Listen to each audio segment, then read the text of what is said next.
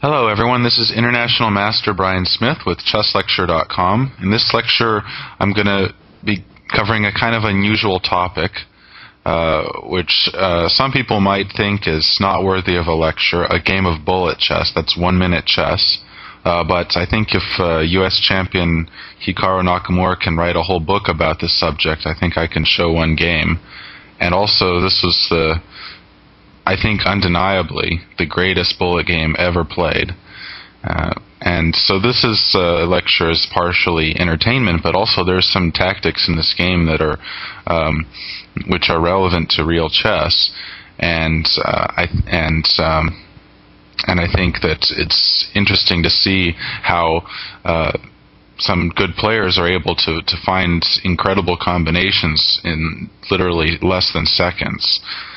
So without any more waiting, let's see this game. White is Hawkeye. This was played on the Internet Chess Club. His nickname is Hawkeye. This is German Grandmaster Roland Schmaltz. And black is called the Joker. And I have no idea who that is. Maybe somebody knows, but the account was deleted. It was probably a grandmaster who was playing anonymously. But preferred not to take credit for his artwork here. So Hawkeye was white, started with e4, and black played knight c6. So we have Nimzovich defense, but it quickly transposes into a Vienna after white played knight c3, and black played e5. So now we have a Vienna. And white played g3. So this is a very strategical line. White's just going to develop his pieces in a little bit not very classical way, but with some strategic aims, as we'll see. Of course, white could also play bishop c4, or there's a delayed king's gambit with f4. But anyway, g3, bishop c5, black develops in very classical fashion. Bishop g2, knight f6, knight e2, d6, and white played h3 here. One thing is to notice, castles is pretty dangerous because of h5, with the idea of h4, and with white's pieces kind of passive, white's castled and black isn't. This kind of attack is extremely dangerous, also without the knight on f3.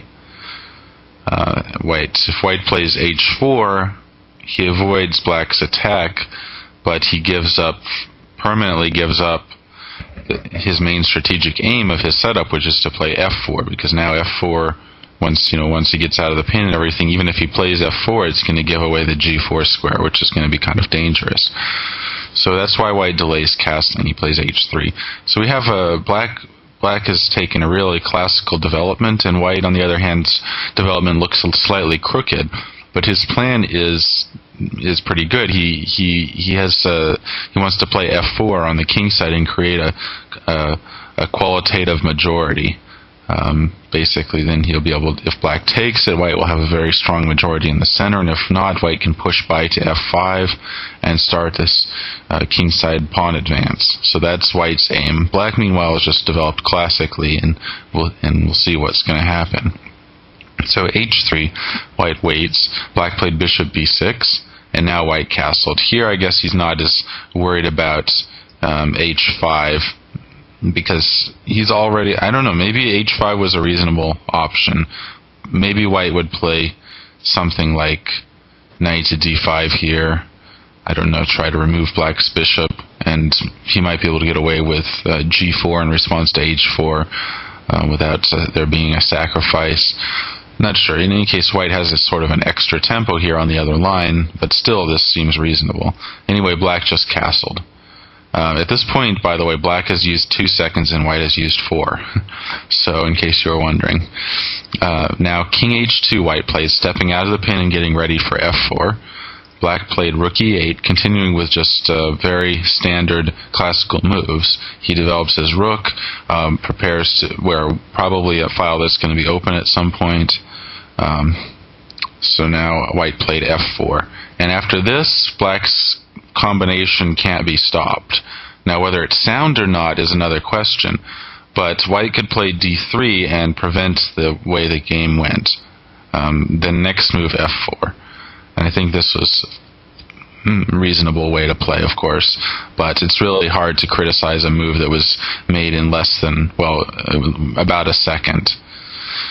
So anyway, he played f4, and black took, opening up his rook and opening up the e5 square, and so on, avoiding the f5 cramp that white would surely like if he could do it, but on the other hand giving white a very powerful center. So after white took back with a pawn, black is going to have to act real quickly, or else white's just going to play d4 and run him over in very short order. This very powerful center would be impossible to counter. Of course, white could take with his knight if he didn't want to allow this combination, but this would give black great control over the central squares, so he didn't want to do that naturally. So he played g takes f4, and now some move like knight to d4 probably wouldn't quite cut it, because white could take it and then knight e2 and follow up with, well, maybe not immediately, but to knight g3 and then c3 and d4, and eventually black's going to not be able to control the center. Also after knight d4, maybe just d3 or something like that, but it's not going to be easy for black to control the center. So he started this beautiful attack. He went knight g4, and he had to see several moves quite a ways, actually. Obviously, he couldn't calculate to the end. This is the start of the whole combination, and black made the move in 1 second. And he had to see the follow-up and the follow-up to that, I believe, because otherwise the knight g4 doesn't make a lot of sense. So now white played king to g3, which is a logical move. Of course, if king h1, black can play knight f2 and win the exchange for nothing. Very simple. So, and if h takes g4, black plays queen h4 check, bishop h3, bishop takes g4, and there's no way to guard the bishop on h3, which is pinned and will be mate when it's captured, since knight g1 is not possible because black could take the queen. And rook f3, black would simply take the rook with a material advantage and a winning attack. So this is a pretty common tactic in various situations. The sacrifice on g4 of a knight, which opens up the h-file and prepares to bring the queen over. However, after king g3, black has to have a reasonable follow-up, because you don't want to just go back to f6. I mean, of course he could go back to f6, but then white doesn't have to go back to h2. White can play d4, and then black's again getting run over, as far as I can see. So you don't want to just go back. Of course you don't want to go to h6, which makes no difference. Black had to have his follow-up, or he would just lose a tempo, or two tempi rather, a tempo, in a situation where he can't afford to. So he continued with knight f2, and in order to play this move he definitely had to see the follow-up, because otherwise he would just be lost. And this move took him 4 seconds. So I'm guessing that knight g4 he may not have seen the whole queen sacrifice and king hunt, and at this point he had to come up with the idea. So white, of course, took the knight. Queen e1 is not good. I mean, then black can do many things here, including knight b4. Knight b4 looks like a strong move, threatening to just take on c2, which is actually unguardable. So he took the knight, of course. And now, of course, bishop takes f2, king takes f2 is just clearly lost for black.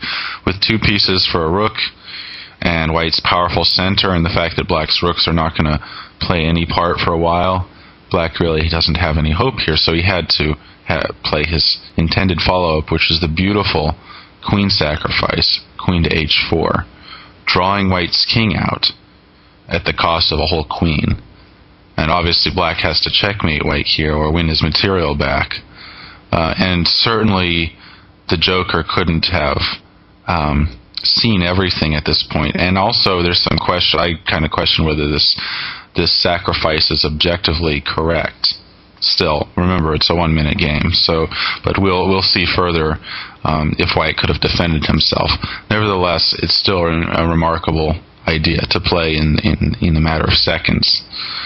White, of course, took the queen. King h2 would obviously, I wouldn't be showing this game, but on the other hand, after queen takes f2, black's just clearly winning. So now black took on f2, and white had 3 ways of getting out of check. He could play king h5, king g5, or he could block with his knight. So that's what he chose. He chose to play knight g3. The other options, king g5 gets mated pretty straightforwardly. Black just plays f6. King h5 is the only move, then g6, king h6, and with the king ensconced like this, there's no way that it could survive, and sure enough, black checkmates with the nice knight to d8, and knight f7 is unstoppable.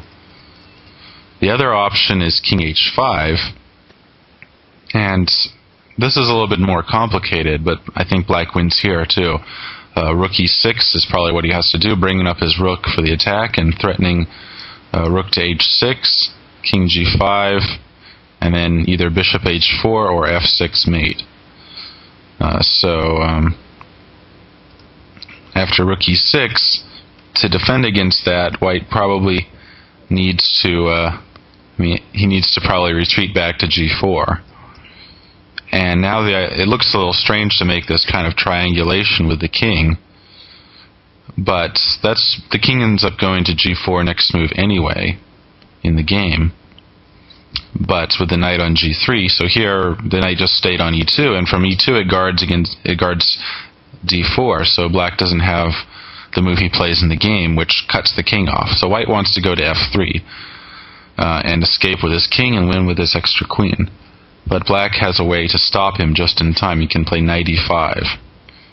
And white has to take that knight, and now rook f6, keeping the king from the f-file. So this is discovered check. The king has to move somewhere. King g5 is met with h6. And notice how the bishop stopped the king from coming back. King h5, and then nice move king h7. And mate with g6 is unstoppable. So, and I think king h5, I'm not sure what exactly the quickest mate is, the immediate king h5, but maybe, probably black can just play, I don't know if rook h6 leads to mate. Looks like white's, rook h6, king g5, d takes to e5 actually. And it appears that there's no defense against f6 mate or bishop h4 mate. So 2 threats of mate always make it easier, as long as the king can't get away, which it can't. So those are some nice variations. White chose instead knight g3, which is probably the best move, and most natural also. Lets the queen come up and some variations to defend. Now black played rook e6, adding some more attackers. And here was a critical moment where white, probably scared when he saw this check coming, and then check on g6, and g3 is getting taken, and so on, or rather just a check, and king being chased up to g5, realized that he needed to backtrack, and so he played king g4, trying to get away to f3. But this was probably the moment where he had his chance. And the question is whether, after queen h5, defending against rook h6 by just giving back the queen, is black's combination sound? And I certainly couldn't find any win for black. If he just takes back his queen with rook h6, of course, white's going to have 2 pieces for the rook, and sure, his king is really strangely placed, and his knight is pinned, but I think white can disturb black's pieces somehow and probably unravel. I couldn't find anything better than this, or you can delay it somehow. You can play knight d4 to stop knight e2, knight d1, attacking the bishop, bishop e1, still rook h6 is always unstoppable. f5, rook h6, and trades like this, and still then knight e3 guarding c2, and it's 2 pieces for a rook, and as long as white gets his king to a normal square, he'll win, especially in view of black's weaknesses. And I couldn't see anything clear for black here. There might be some way to play, But unless there's something that I'm not seeing, I would say the combination is at least partially unsound. Of course, this is a bullet game, so you can't really judge the soundness of the game on the same criteria that we judge a 6-hour game. But still, it would be nice to know that this combination were sound, but the truth is that I don't see any way for black to play after queen h5. If anyone sees a good way for black to play, be sure to leave a comment, but I haven't found anything yet. Anyway, white played king g4, set with, of course, big troubles here. And he's planning to just get away to f3, and black played knight to d4, stopping white's king from getting away. Now white's really in the grip here, but it's still not clear that the game is over. Black is threatening a quick mate with rook to g6, the distant double check, and taking on g3 afterwards. So white played f5, trying to get the f4 square for his king. Black gave a check on g6, very nice move, utilizing the pin. And white played king f4, and it appears that this finally is the losing move. After this, white's king is caught in an unshakable grip. The only move, I think, is king h5. And again, I haven't found a clear win for black here, at least not yet. I think there might be one here, though. Of course, black has a draw with rook h6, king g4, rook g6. That would be a draw. But as far as a win, after king h5, haven't found one yet. Rook takes g3. White has to play queen f1. Otherwise, black is just mates shortly with h6, or g6 or something. He has to play queen f1 and disturb black's bishop and actually trap black's bishop. And then g6 looks tempting, and white has to go to h6. But still, somehow white survives here, amazingly. It would be nice to be able to play knight takes f5 followed by bishop d4 and bishop g7 mate, but it doesn't quite work. Knight takes d5, knight takes f5, e takes f5, bishop d4, threatening bishop g7 mate. There's only one defense, but it's enough with f6, and I don't see a mate. The queen guards f6. Black has some things like I don't know, I can't find any mate here. It seems like black is losing. Strangely enough, white's king is able to survive on h6. Maybe black can place a move like bishop e1 because g2 is hanging. And certainly the position looks promising for black, but I can't find any clear win. G takes f5. I suppose white just takes f2. And after rook g6, he continues to survive on h5. I don't know how white's king can survive in this kind of hostile environment, but somehow it's able to. So, definitely king h5 looks like the better chance. After king f4, black just takes on g3, and now a very strong and unstoppable threat has arisen of g5. Of course, g5 is not mate because white has en passant, but then white's king is gonna get chased up the board. There's nothing really white can do about that. He played queen f1, again trapping the bishop, but here black has a clear forced win. He plays g5. Only move is to take it, and then knight e6. And white's king is forced up the board. Only move is king f5. Black plays knight g7. Very nice. I don't know if there's any other way to win, but this is nice retreating move. It draws white's king further forward. He can't play king f4 because knight h5 is mate. So king f6, and now rook takes g6, forcing king e7, and now we're starting to see a Morphy game or some other sort of famous games like Edward Lasker versus Thomas.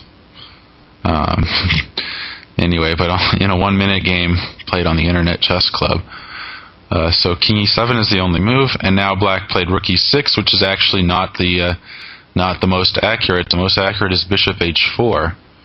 and mate next after queen f6. Bishop takes f6 mate. Of course, I think we can forgive black for this. And it's funny that this was the same sort of thing in the famous Lasker versus Thomas game, where the king got chased across the board after queen sacrifice. At the end, Lasker overlooked the fastest mate. And same thing here. The joker played rook e6, king d8, and now, of course, king wants to take the pawn on c7, but black played bishop b6, and white has no defense against rook to e8 mate. His king definitely can't survive in this environment. He played knight d5, definitely the most aggressive counter chance, but rook e8 mate ended the game. And I'd like to point out at the end of the game, the joker had 34 seconds left, so that means he used 26 seconds to play this masterpiece. And Hawkeye had 26 seconds left, so he used 34 in the course of defending this. So I thought this was a really amazing but also kind of humorous game. I'm sure some people will criticize me for showing a bullet game in a lecture, but I hope you've enjoyed this. This has been International Master Bryan Smith with ChessLecture.com.